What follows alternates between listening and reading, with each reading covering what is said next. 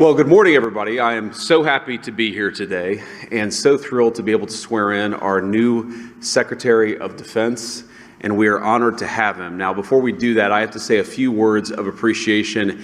First, of course, to the President of the United States for nominating a person who is respected and adored by the warfighters. This is the Secretary of Defense who will stand up for the men and women that we send overseas to fight our nation's wars. I think a lot of them feel that they haven't had somebody who's had their back. That will change because the President of the United States nominated this guy, and we are grateful to President Trump for doing so.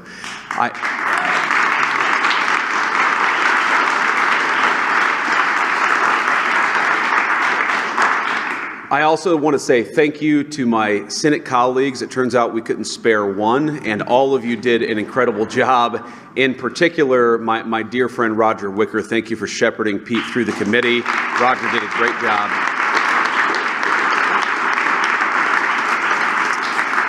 And in addition, all of the members of the Senate Armed Services Committee, who I know gave Pete the vetting and the hearing that he deserved, and I'm glad that we all ultimately decided that the President's nominee for Secretary of Defense ought to be our actual Secretary of Defense, and we're here today. I'm going to say one final thing. If you look at what has separated President Trump from so many of the people who came before him, it is the view that, number one, we should be sparing in how we deploy our most precious resource, which is the men and women who are willing to put on the uniform and put their life on the line for this country.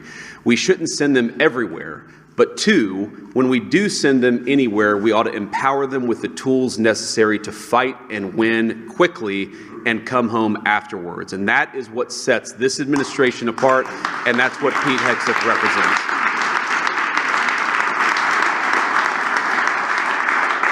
Now, finally, I, of course, have to thank the nominee himself. Pete, thank you for being willing to put yourself out there. I think you've shown yourself a man of deep character and of resolve over the last few months.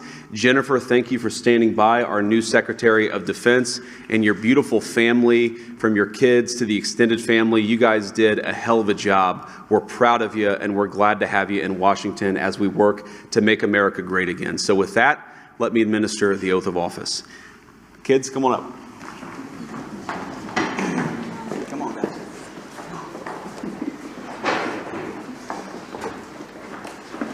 All right, put your hand on the Bible, raise your right hand, and repeat after me.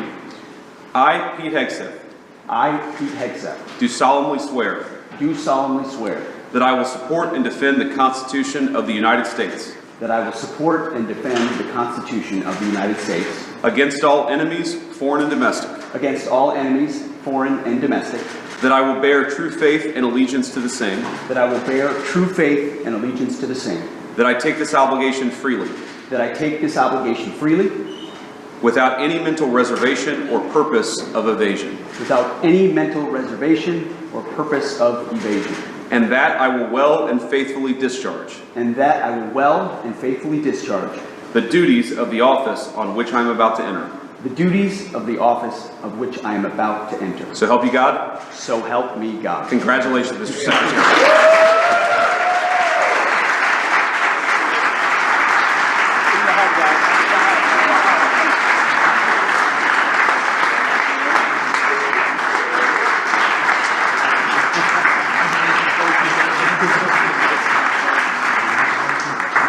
Congratulations. Mr. Secretary, say a few words.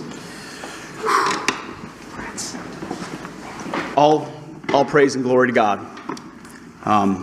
His will be done, and we're grateful to be here. And as I said in my hearing, it was Jesus and Jenny. I would not be here without you, sweetheart. Thank you so much. I want to thank the President of the United States, our Commander-in-Chief, Donald Trump. We could not have a better Commander-in-Chief than him. It is the honor of a lifetime, sir, to serve under you. We look forward to having the backs of our troops and having your back in executing peace through strength, in putting America first, and in rebuilding our military. Mr. Vice President, thank you for breaking the tie.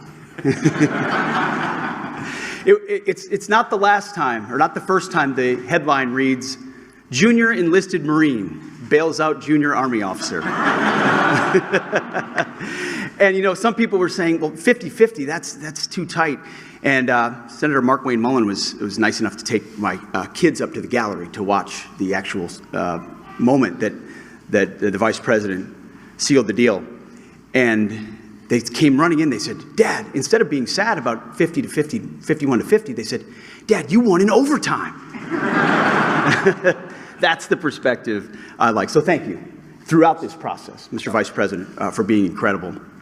I also want to thank the chairman of the Senate Armed Services Committee. So many members of the Senate Armed Services Committee, we became fast friends in this process. The advice, the consent, the wisdom, the guidance. I look forward to working with all of you and other senators to ensure the Defense Department has what it needs, that our nation has what it needs, and that we're prepared to defend it in all moments.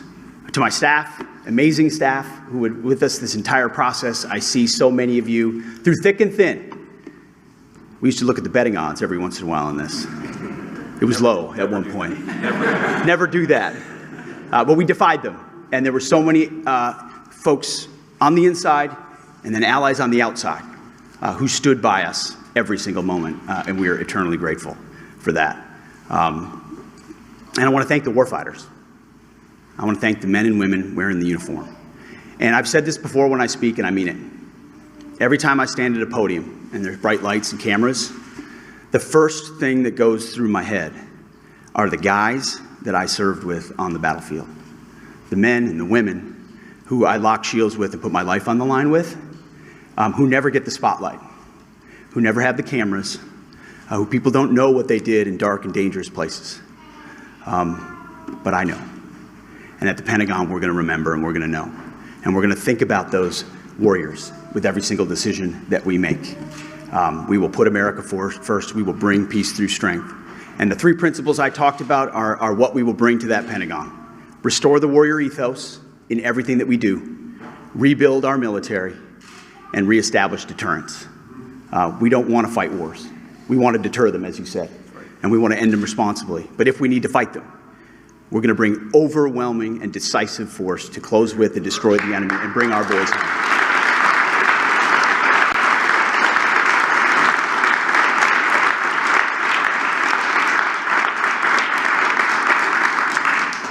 And to my other family that's here as well, who I love,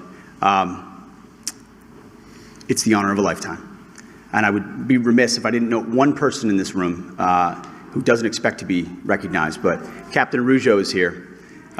He was my company commander on my first deployment in Guantanamo Bay. He was there on June 3rd, 2003, when I first swore in as a second lieutenant at Princeton University, and he swore me in. And I wanted to make sure he was here today with me as well. Thank you very much.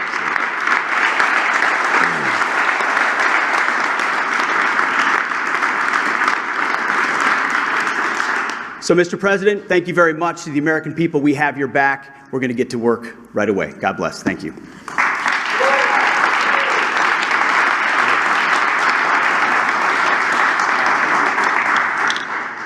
All right, I guess that's it. Any questions? Next time, why should women in the armed service trust you? Guys, let me answer that for the new secretary. All people in our armed services should trust him because he looks out for them and he's going to fight for them. And he's going to make sure that we have the kind of military that we can all be proud in, that we can all be proud of. And that, again, when we send it to do a job, we do it well, we do it quickly, and then we get the hell out. And that's what Secretary Hegseth is going to bring to the Department of Defense. Anything else? Are you worried about any of the nominees coming really close to the line as we saw with Hegseth? You know, as I learned with the Buckeyes just a week ago, when you win the championship, you don't give a damn what the score was. We won the championship on this one. We've got a great Secretary of Defense. We're proud of him, and he's going to do a great job. Thank you all. Take care.